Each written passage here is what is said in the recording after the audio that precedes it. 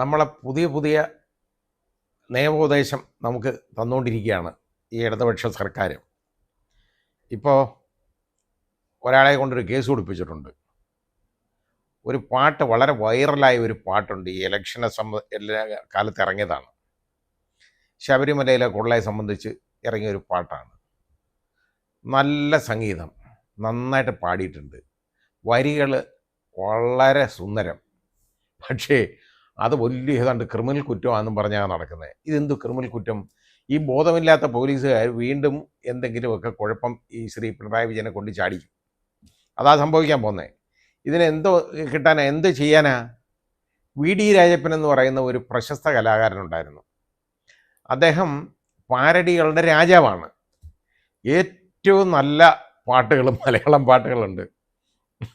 ആ പാട്ടുകൾ എടുത്തിട്ട് വളരെ നല്ല വയലാറും അവരും ഒക്കെ എഴുതിയേക്കുന്ന പാട്ട്, ഒന്നാന്തരം പാട്ടുകൾ എടുത്തിട്ട് അതിന് പാരഡി ഉണ്ടാക്കും. നമ്മളത് ചിരിച്ചു പോവും ആ കാര്യം. പക്ഷെ നമ്മളതിൻ്റെ ഒരു കാര്യം, ഒരു കലാമൂല്യം ആലോചിച്ച് കഴിഞ്ഞാൽ ആ പാട്ടിനെ നശിപ്പിക്കുന്നതിന് തുല്യമല്ലേ? മൈനാകം കേട്ടോ, എന്തോ കടലിൽ നിന്ന് ഉയരുന്നുവോ എന്നങ്ങാണ്ട് പറഞ്ഞ് തൃഷ്ണയിലെ ഒരു പാട്ടുണ്ട്, വളരെ യേശുദാസ് പാടിയേക്കുന്ന ഒരു ഒന്നാന്തരം പാട്ട്. അതെടുത്തിട്ട് എന്താണെന്നറിയോ, ഏമ്പക്കം കുടലിൽ നിന്ന് ഉയരുന്നുവോ എന്നും പറഞ്ഞ് ഒരു പാട്ടിറക്കി. കേൾക്കാൻ നല്ല സുഖമാണ്, നമ്മൾ ചിരിച്ചും പോവും. പക്ഷേ ആ പാട്ടിനെ നശിപ്പിക്കുന്നതിന് തുല്യമാണത്. പിന്നെ ഇത് പാട്ടല്ല പ്രശ്നം, ഇവിടെ വരികളല്ല. ഇതിലെ ഉള്ള ഒരു ചെറിയ മോഷണത്തിൻ്റെ എലമെൻ്റ് ഇതിലുണ്ട്. ഏതാണെന്നറിയോ? അതിൻ്റെ സംഗീതമാണ് ഈ മോഷിക്കുന്നത്, അല്ലാതെ പാട്ടല്ല. ഇവിടെ ഈ സ്വർണം കട്ടത് ആരപ്പ, അത് സഖാക്കളാണ് ഈ അപ്പ എന്നൊക്കെയുള്ള വരികൾ. അതുപോലെ പോറ്റിയെ കയറ്റി, ഇത് തുടങ്ങി പോറ്റി അവിടെ കൊണ്ടുവന്ന് കയറ്റി സ്വർണം ചെമ്പാക്കി മാറ്റി എന്നൊക്കെ പറഞ്ഞുള്ള പാട്ടാണ്. അത് പാട്ടുകാരൻ, അയാളുടെ ആവിഷ്കാര സ്വാതന്ത്ര്യമാണ്, അയാൾ എഴുതി വെച്ചു. അത് ഉണ്ടായ സംഭവമാണല്ലോ, ഇല്ലാത്തതൊന്നും അല്ലല്ലോ. ഇതെന്താ പറയുമ്പം ഇത്രയും സങ്കടം വരുന്നത് ഇത് കേൾക്കുമ്പം? കാരണം ഇവർക്ക് ഇതിൻ്റെ ഓർമ്മ വരും, മോഷ്ടിക്കാം പക്ഷെ പറയരുത്, അതാണ് കാര്യം. എന്ത് വൃത്തികേടും കാണിക്കാം, പക്ഷെ അത് പുറത്ത് പറയാൻ പാടില്ല, ആരും പറയാൻ പാടില്ല. വേറെ കുഴപ്പമൊന്നുമില്ല. ഇപ്പം താണ്ട് അവിടെ പാനൂരിലല്ല ഇന്നലെ പിണറായിയിൽ ഒരു തന്നെ ബോംബ് പൊട്ടി ഒരുത്തൻ്റെ കൈപ്പത്തി ചെതറി. ഒരു ചെറുപ്പക്കാരൻ, 25 വയസ്സുകാരനെ കണ്ട ബോംബ് ഫാബ്രിക്കേറ്റ് ചെയ്തുകൊണ്ടിരുന്ന വീട്ടിൻ്റെ 2ാം നിലയിൽ വെച്ച് ഭയങ്കര സ്ഫോടനമായിരുന്നു അവിടെ. അവസാനം എന്തോന്നറിയോ? CPM കണ്ടുപിടിച്ചു, ഓലപ്പടക്കമായിരുന്നു കേട്ടോ. ഓലപ്പടക്കം പൊട്ടിയതാണ് ഇത് വന്നേക്കുന്നത്. ഈ ഓലപ്പടക്കം ഉണ്ടാക്കാൻ ആരെങ്കിലും അവൻ്റെ അടുത്ത് പറഞ്ഞോ? ബോംബ് ഫാബ്രിക്കേറ്റ് ചെയ്തുകൊണ്ടിരുന്നപ്പോഴാണ് ഇതിങ്ങനെ പൊട്ടി കൈപ്പത്തി ചെതറിപ്പോയത്. എന്നിട്ട് അതിന് പറയുന്നത് ഓലപ്പടക്കം. ശരിയാണ്, ബോംബെന്ന് പറയത്തില്ല. അവിടെ ബോംബ് നിർമ്മാണമൊക്കെ തകൃതിയായിട്ട് നടക്കുന്നുണ്ട്. അതിൻ്റെ ഭാഗമായിട്ടാണ് ഇത്. ഈ അന്വേഷണം ഒന്ന് ശരിയായിട്ട് പോകണ്ടായോ? അതിന് പോലീസ് പോലും കേസ് രജിസ്റ്റർ ചെയ്തേക്കുന്ന എന്താണെന്നറിയാമോ? അവർ ബോംബെന്നല്ല, പടക്കം. എന്നിട്ട് സ്ഫോടക വസ്തുക്കൾ അശ്രദ്ധമായിട്ട് കൈകാര്യം ചെയ്തെന്ന്. ശ്രദ്ധിച്ച് കൈകാര്യം ചെയ്യണമായിരുന്നു, ശരിയാ. ഈ ബോംബ് ഉണ്ടാക്കുമ്പോൾ വളരെ സൂക്ഷിക്കേണ്ടതാണ്. അശ്രദ്ധമായിട്ടുണ്ടാക്കിയതാണ് പ്രശ്നം. ഇപ്പോൾ അശ്രദ്ധമായിട്ട് സ്ഫോടക വസ്തുക്കൾ കൈകാര്യം ചെയ്തതിലാണ് ആ കേസ് രജിസ്റ്റർ ചെയ്തേക്കുന്നത്. ഈ രീതിയിൽ പോയിക്കൊണ്ടിരിക്കുക. അതിനൊരു ഉദാഹരണം ഞാൻ പറഞ്ഞതല്ലേ ഉള്ളൂ. ഇവിടെ ഈ അയ്യപ്പനെ സംബന്ധിച്ചിടത്തോളം ഒരു പാട്ട്, അത് ഏതെങ്കിലും മതത്തെ ആക്ഷേപിക്കുന്നത്? ഏത് മതത്തിനെ ആക്ഷേപിക്കുന്നേ? അയ്യപ്പ മതം എന്ന് പറയുന്ന ഒരു മതമുണ്ടോ? അയ്യപ്പന് മതമുണ്ടോ യഥാർത്ഥത്തിൽ? അങ്ങനെയാണെങ്കിൽ അയ്യപ്പ മതം എന്ന് പറഞ്ഞൊരു മതം വേണ്ടേ? ഇവിടെ നമുക്ക് ഹിന്ദു മതമുണ്ട്, ഇസ്ലാം മതമുണ്ട്, ക്രിസ്ത്യൻ മതമുണ്ട്, ജൈന മതമുണ്ട്, ഇതൊക്കെ ഉണ്ട്. പക്ഷേ അയ്യപ്പ മതം എന്ന് പറയുന്ന ഒരു മതം ഞാൻ കേട്ടിട്ടില്ല ഇതുവരെ, എനിക്കറിഞ്ഞുകൊണ്ടുള്ളതായിട്ട്. ആ മതത്തിനെ ആക്ഷേപിക്കുന്ന വകുപ്പൊക്കെ ഇട്ട് കേസെടുക്കാനുള്ള ഒരുക്കത്തിലാണിത്. ഇത് എവിടെ നിൽക്കാനായത്? എന്തെങ്കിലും ബോധം വേണ്ടയോ? വി ഡി രാജപ്പന് എത്ര കേസ് പ്രതിയാവണമായിരുന്നു അറിയാമോ? ഇതുപോലാണെന്നുണ്ടെങ്കിൽ അയാളെ സംഗീതമാണ് ഈ മോഷ്ടിക്കുന്നത്, സംഗീതമാണ് ഇതിനകത്ത്. അത് മോഷ്ടിക്കാം. അതിൻ്റെ കാരണം മോഷ്ടിക്കുകയല്ല, കാരണം എന്തെന്നറിയോ?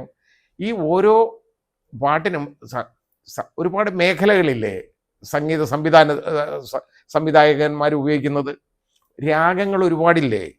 ആ ഒരു രാഗം വേറെ ഒന്നിനും ഉപയോഗിച്ചുകൂടാന്ന് പറയാൻ പറ്റുമോ? എങ്ങനെ പറയാൻ പറ്റും? എത്രയോ പാട്ടുകളുണ്ട് അങ്ങനെയുള്ള ഒരു ഏറുള്ള പാട്ടുകൾ, ധാരാളം പാട്ടുകൾ നമ്മൾ കേൾക്കാറുണ്ട്. ഈ സിനിമകളിലൊക്കെ വരുന്ന പാട്ടുകൾ പലതും ഉണ്ടല്ലോ, ഓരോന്നിൻ്റെ പാരഡിയല്ലേ എന്ന് വേണ്ടേ പറയാൻ. പാരഡി എന്നല്ല അതിന് പറയുന്നത്, സംഗീതമാണ് അവിടെ മോഷ്ടിക്കപ്പെടുന്നത്. അതിൻ്റെ അതിന് കേസ് കൊടുക്കാൻ ഒക്കത്തില്ല. കാരണം ഒരുപാട് രാഗങ്ങളുണ്ട്. ഈ രാഗങ്ങൾ ആരുടെ സ്വന്തമൊന്നുമല്ല. അതെടുത്ത് ആർക്കും അടുത്ത പാട്ടിന് ഉപയോഗിക്കാം. വരികൾ എഴുതി ഒരാൾ, അതിന് സംഗീതം കൊടുത്ത ഒരാൾ പാടി നിന്ന്, അതിനെന്ത് ചെയ്യാൻ പറ്റും അവർക്ക്? ഈ കണക്കിനായിരുന്നെങ്കിൽ പണ്ട് ഉമ്മൻചാണ്ടി ഉപദ്രവിക്കാനായിട്ട്, അദ്ദേഹത്തെ നശിപ്പിക്കാനും മാനഹാനി ഉണ്ടാക്കാനുമായിട്ട് ഈ ഒരു സ്ത്രീയെ വെളിയിൽ ഇറക്കിയിട്ട് അവരുടെ പേരിൽ എത്രയോ പാട്ടുണ്ടാക്കിയവർ. അതെന്താ മിണ്ടാത്തെ? ഇപ്പം അതിനൊന്നും കുഴപ്പമില്ല. ഈ അയ്യപ്പൻ്റെ പാട്ട് വരാൻ പാടില്ല, കാരണം മോഷണം അവിടെ നടന്നു. ഇന്നലെ ഒരാൾ കോടതി കാല് പിടിച്ച് പറയുന്നുണ്ട് കേട്ടോ. ശ്രീ കടകംപള്ളി സുരേന്ദ്രൻ എൻ്റെ അഭിഭാഷകൻ ചോദിച്ചു, എനിക്ക് എന്നെ സ്വർണ്ണ ഘട്ടവനെന്ന് എന്നെ വിളിക്കാതിരിക്കാമോ എന്ന് സതീശനോട് പറയാമോ എന്ന്, വി ഡി സതീശനോട്. ഈ രീതി വരെ പോയി കാര്യങ്ങൾ, ഇങ്ങനെ ഇരിക്കുകയാണ്. അപ്പോൾ ഈ പാട്ടിനകത്ത് എന്തും ഇരിക്കുന്ന കാര്യം, ഇതിനകത്ത് പാടാനുള്ള ആവിഷ്കാര സ്വാതന്ത്ര്യമല്ലേ?